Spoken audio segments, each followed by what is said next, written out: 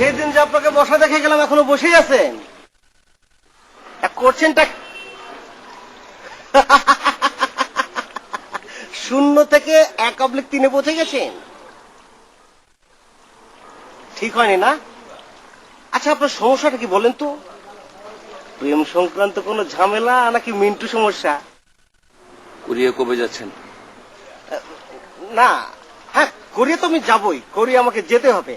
আর ও, আপনাকে বলে তো কোনো লাভ নেই। বলেন। আপনার ভোটার আইডি আছে?